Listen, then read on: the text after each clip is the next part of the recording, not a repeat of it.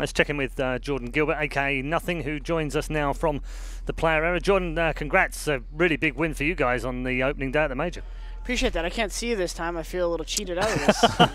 Well, we can see you, so don't worry about that. What round were we talking about, by the way? You said we didn't clear backside or something? At the B-bomb site, there was once when you took it off a BXQ through smoke. That was the double fake, and to our credit, they had 3.5 people there. Yeah, well, yeah. Just everyone side as well. Yeah, everyone swung left, and then there was another round where someone was hiding at the caution box. There's one on A-bomb site where there's I can't remember who it was, but he was behind that get-right box. That's what I call him anyway. It's direct left from when you get up from. Is that when we got killed planning? Yeah. We missed a bench smoke, so there's a gap in it. Yeah, I think Config picked up the 3 kills in that game, didn't he? Yeah. In that round. Yeah. Yeah. Other than that, I mean, despite all that, we felt in control. You felt okay about the game itself, Jordan? You think you played well enough? Yeah. I think that's probably why we didn't take any pauses. I think we just felt in control most of the time. You know, like you said, they have some guys who could be monsters, but we just kind of.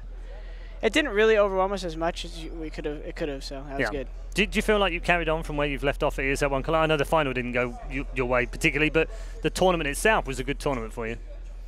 Yeah. One thing we've been working on over this whole run is just like fundamentals, protocols, slow, methodical. Like, what's the right play we should be making? And then obviously that's not always what our team does. We like to kind of go the other direction sometimes, but we've been trying to bring it back and make sure those basics are covered. Yeah. Is there I mean, n0thing mentioned it earlier on in terms of speed. Sometimes it seems almost a little too slow. Is that how you guys are you focusing on it maybe too much? No, I think that is not a strategic problem. I think sometimes it's just like how we're spread out. I think there's one map round where we went late B and we won it with like 9 seconds. Yeah. That was just kind of like so many people knew. We all had given each other info of where they were. So I think we were comfortable. We knew where the A and B guy was. We weren't sure where the rotator was, so we didn't want to flank, and we were just kind of slowly narrowing down where they could be. And that's one of those things where maybe if like Mike or I spoke up faster, it could have changed. But overall, the team was kind of still productively like taking ground in terms of where they were and giving info. Okay, Moses is your biggest fan, as you well know, Jordan. He sang your. I don't know, Fairweather fan. He sang your praises before the match. It's gonna be like that. No, he sang your praises very heavily before the match. Cool. You know, he didn't really. Wow. Wow. Jason, I was going to get lunch. A lot of buses being thrown. I was going to get lunch with you this summer, Jason. Jordan, yeah. We're still going to do that. It'll be fun. We'll have a conversation. I promised Tim that if you guys made it out of playoffs, I'd get in the crowd and with the cheerleaders. We look forward to seeing that. We don't short, of course. What was it like kind of preparing for this team? It seemed like you just seemed comfortable, like saying you're not taking any tactical pauses. Makes it seem like you're pretty comfortable and confident with the game plan you came into this with. Is that a lot of Stewie and Automatic and like Valen's? Or I know you guys have had a lot to say about your coach and the impact he's had. Well, yeah, I mean, Valens does the math really fast, right? So we saw the vetoes. We saw that it was probably going to be Mirage or Inferno. There was a small chance it went a slightly other direction, but we'll dive into that. We were definitely more prepared on Inferno, I would say, only because we thought that's what they would be more confident on versus us. But on Mirage, we had a basic knowledge of what they did. The only time I really felt off guard personally was how they did their mid control. I knew all their cues for when they throw top mid smoke, late, early, what it means, window smoke, late, early, what it means, top connector smoke, late, early, what it means. But a couple times they kind of diverged. Is that a word? Diverged from that.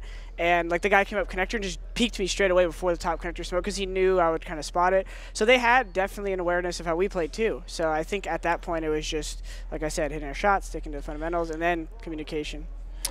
What's been the key for you guys to unlock Shroud these past 2 events? What's been, you know, with some of his struggles being obviously notable, has there been a focus on getting him more involved in the game plan?